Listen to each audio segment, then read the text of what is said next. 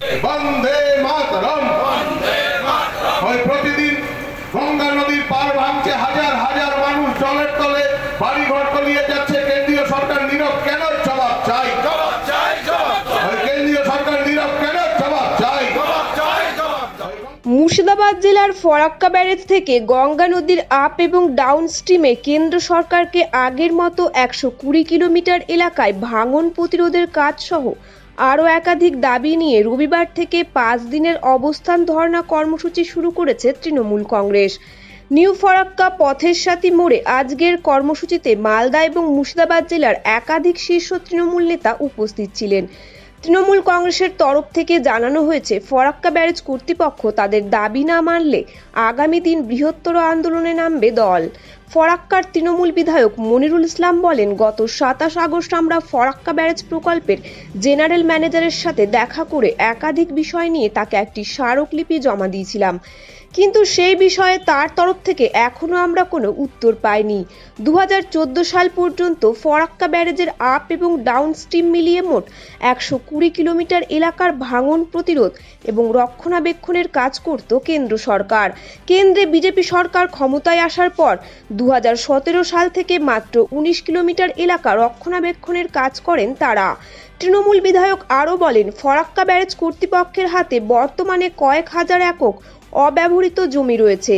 আমরা তাদের কাছে বারবার অনুরোধ করেছি, গঙ্গা নদীর ভাঙনে যারা ক্ষতিগ্রস্ত গৃহহীন হয়েছে তাদেরকে সেই জমিতে পুনর্বাসন দেওয়া হোক এবং ক্ষতিপূরণের ব্যবস্থা করা হোক।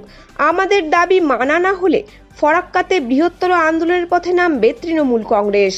যেভাবে আমাদের এই মন্ত্রী থেকে মানিকচকে কাজ হয়েছে, আপনার মানিকচকে সেই সময় প্রায় 2 কিলোমিটার কাজ হয়েছে। আপনাকে বলতে দিব কি করে আপনি আধুনিক ডাউন স্ট্রিম বিস্তীর্ণ যে এলাকা, এই এলাকা প্রতি বছর ভাঙছে। আমরা মুর্শিদাবাদ জেলায় লক্ষ্য করছি যে ফরাক্কা থেকে জলন্দি পর্যন্ত যে বিস্তীর্ণ এলাকা, এই বিস্তীর্ণ এলাকায় গঙ্গা পদ্মার যে ভাঙন এবং ভাঙন প্রতিরোধের ক্ষেত্রে ফরাক্কা ব্যারেজ তথা কেন্দ্রীয় সরকারের যে উদাসীনতা, এই উদাসীনতা আমরা দীর্ঘদিন থেকে লক্ষ্য করছি। 1975 সালে যে এগ্রিমেন্ট ফরাক্কা ব্যারেজের সাথে 120 কিলোমিটার আপ এন্ড ডাউন গঙ্গার বহন করবে, আজকে বিজেপি সরকার ক্ষমতায় আসার পরে সে দায়িত্ব থেকে মুখ ফিরিয়ে নিয়ে যাওয়ার কারণে বিস্তীর্ণ এলাকা জুড়ে গঙ্গা ভাঙনের ফলে লক্ষ লক্ষ মানুষ ভিটেহারা, ভূমিহীন, ভিকান্তে পরিণত হয়েছেন। স্কুল ঘর, মসজিদ, মন্দির। আমাদের আজকে 8ই সেপ্টেম্বর, গত মাসের আগস্ট মাসের 27 তারিখে আমরা ফরাক্কা ব্যারেজের জিএম এর ওখানে ডেপুটেশন দিয়েছিলাম, বিক্ষোভ দেখিয়েছিলাম। আমাদের মূল দাবি এই যে গঙ্গার আশেপাশে আমরা যারা বসবাস করি, এই গঙ্গার ব্যারেজ হওয়ার ফলে সেই মানিকচক, মালদা মানিকচক ভূতনি দিয়ার থেকে নিয়ে আমাদের শামশেরগঞ্জ পর্যন্ত তারও বেশি হবে। কেন্দ্রীয় সরকার 2014 সাল পর্যন্ত 120 কিলোমিটার বোথ সাইড আর কি রক্ষণাবেক্ষণ করত। এই বিজেপি শাসিত সরকার, মোদী সরকার আসার পরে 2017 সালের পরে এই 120 কিলোমিটার রক্ষণাবেক্ষণের জায়গাটা 19 কিলোমিটার করে দিয়েছে। তার ফলে নদীর কোনো সংস্কার হচ্ছে না। আপনারা জানেন এই নদী হচ্ছে জাতীয় সম্পদ, এটা সম্পূর্ণরূপে কেন্দ্রীয় সরকারের রক্ষণাবেক্ষণ করার দায়িত্ব। উনি এখন 120 কিলোমিটার বাদ দিয়ে 19 কিলোমিটার করছে, তবুও আবার ড্রেজিং করছেন আর কি।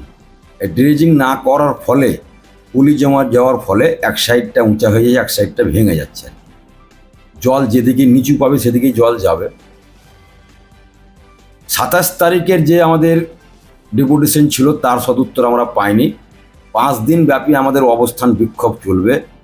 11 তারিখে আমার 27 তারিখে যে ডেপুটেশনটা দিয়েছিলাম তার কতদূর ওরা এগিয়েছে, কি কথা দিচ্ছেন, 11 তারিখে যাব। 12 তারিখ পর্যন্ত আমাদের এই অবস্থান বিক্ষোভ চলবে। তার সাথে সাথে আমাদের কেন্দ্রীয় সরকারের যে ফারাক্কা ব্যারেজ, এই ফারাক্কা ব্যারেজ আমাদের নিউ ফারাক্কার ভৌগোলিক অবস্থানটাই কিন্তু পাল্টে দিয়েছে মানে খারাপ করে দিয়েছে। অনেকগুলো জায়গা, হাজার হাজার একর জায়গা অযথা যখন ব্যবহার হয়েছিল এখন কিন্তু সম্পূর্ণভাবে অকার্য করে ফেলে রেখেছে।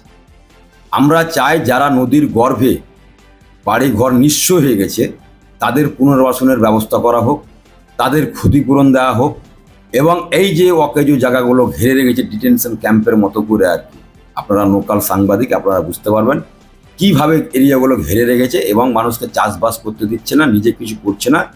আমাদের দাবি এই জায়গাগুলো হয় সেন্ট্রাল গভর্নমেন্ট কোনো প্রজেক্ট করুক, কোনো শিল্প কলকারখানা করুক, নচেত আমাদের বাংলা সরকারকে দেওয়া হোক।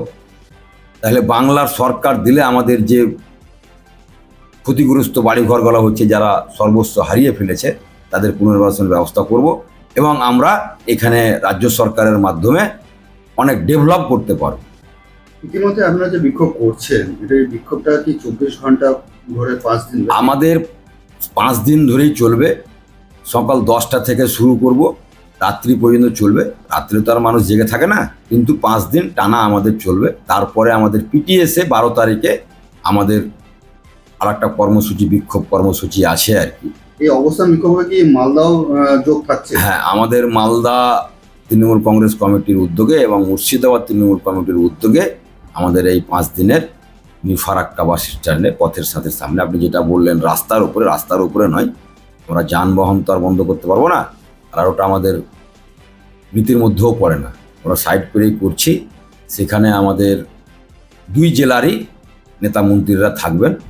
আমাদের স্পষ্ট বার্তা এই কেন্দ্রীয় সরকারের বিরুদ্ধে, কেন্দ্রীয় সরকার 120 কিলোমিটার রক্ষণাবেক্ষণ বোথ সাইড, ওনাদেরকে দায়িত্ব পুনরায় নিতে হবে, এই আমাদের মূল দাবি। এবং ফারাক্কার যে লোকাল ইস্যুগুলো আছে, আপনারা জানেন ক্যানেলের দুধারে যে নিশিনীরা যাচ্ছেন, ইন্সপেকশন রোড বলছে, ওনাকে আমরা বারবার চিঠি দেওয়ার পরেও ডিএম সাহেব চিঠি দিয়েছেন, এসডিও ম্যাডাম দিয়েছে, আমরা দিয়েছি, এনওসি দিচ্ছে না, আর নিজেও করছেন না এবং করতে দিচ্ছেন না। এইসব দাবি দেওয়া আছে, নচেত আমরা বৃহত্তর আন্দোলনে আমরা নেমেছি। এর দাবি যদি ওরা সদুত্তর আমরা না পাই, আগামী দিনে আরও তীব্রতর আন্দোলন আমাদের হবে আর বিরুদ্ধে।